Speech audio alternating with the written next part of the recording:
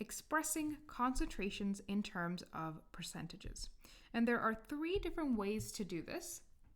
Depending on what you're given, you would use one of these 3 formulas. The first is mass over volume percentage.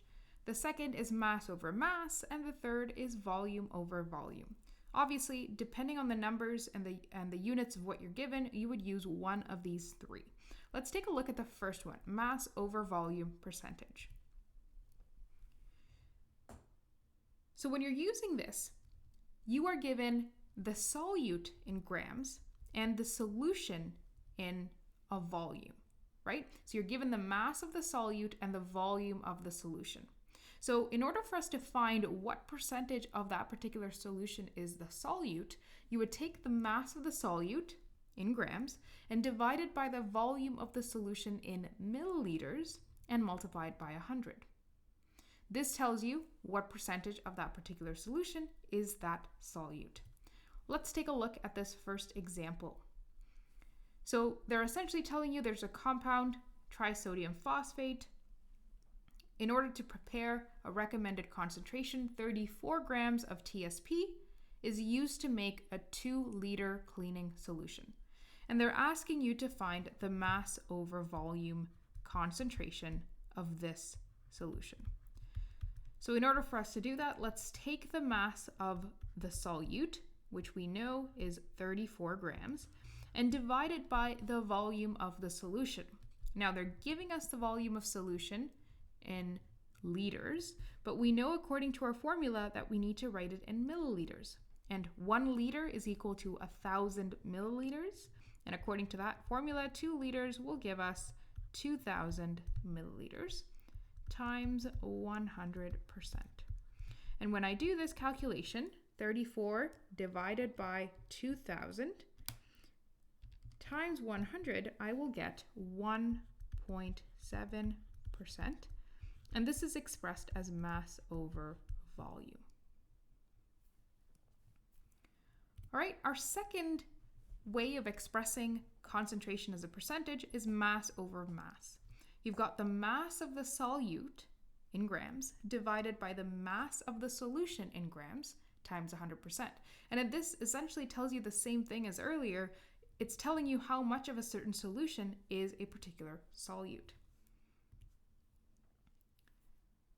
So this question is telling us that a certain sample of mass, a certain solution, had a mass of 23.47 grams. When the solution was evaporated, the residue had a mass of 4.58 grams. So assuming that there are no other solutes present, they want us to find the mass over mass percentage of the calcium chloride in this solution. So mass over mass, you have to start off with the mass of the solute. And in this case, whatever was left over in that dish, that was the mass of the solute. So 4.58 grams divided by the mass of the total solution, 23.47 grams, times 100%. And when I type this into my calculator, 4.58 divided by 23.47 times 100 will give me 19.5%.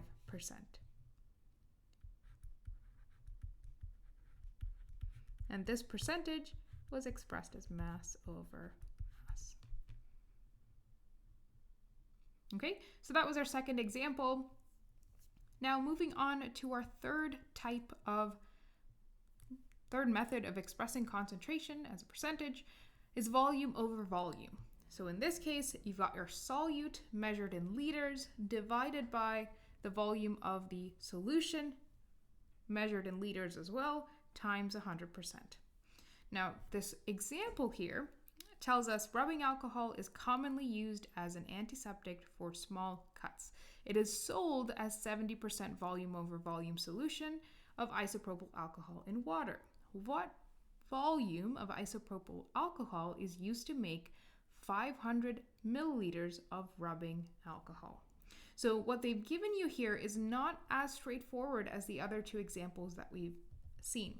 what they've told us is they've told us the volume over volume percentage, and they want us to find the volume of the solute. So I'm given here volume of solute, volume of solution, this is my general formula, times 100%. So they're telling me here that the percentage concentration of rubbing alcohol is 70%. So 70% here is equal to volume of the solute, which we don't know. So how much of that is actually isopropyl alcohol? We're not sure.